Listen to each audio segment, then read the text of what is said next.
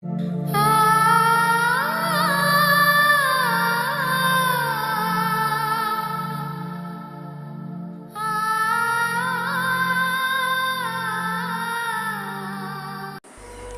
থেকে পালিয়ে বাঁচা যায় না কখনো। জীবনে সমস্যা থাকবেই, হয় নিজেকে সাবধান করো, নয়তো সময়ের হাতে ছেড়ে দাও। জীবনে বেশি সম্পর্কের প্রয়োজন নেই, কিন্তু যে সম্পর্কগুলি আছে তাতে জীবন থাকা অত্যন্ত জরুরি।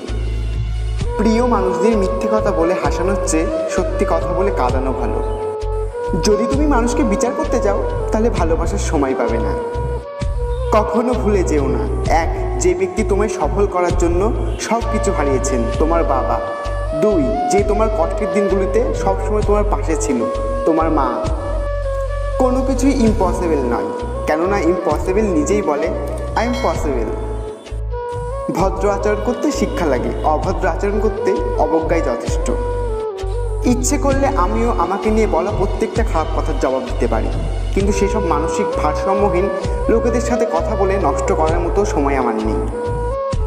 বোকা মানুষগুলো হয়তো অন্যকে বিরক্ত করতে জানে, কিন্তু কখনো কাউকে ঠকাতে জানে না।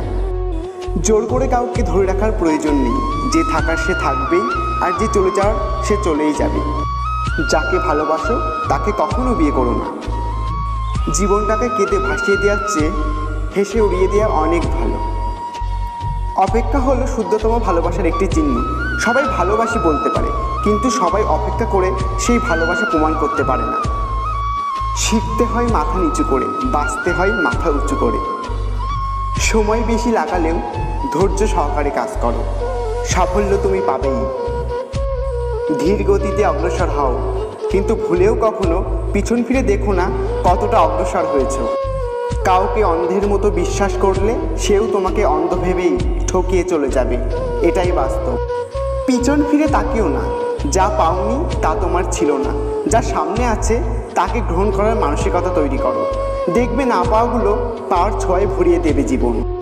গন্তব্য তোমার এটাই ছিল, জীবন কেটে গেল পৌঁছাতে। কি পেলে এই দুনিয়াতে, প্রিয়জনই পুড়িয়ে গেল তোমার শেষ যাত্রাতে। আমি জানি আমি খারাপ, তাই তো সবার থেকে নিজেকে দূরে রাখার চেষ্টা করি।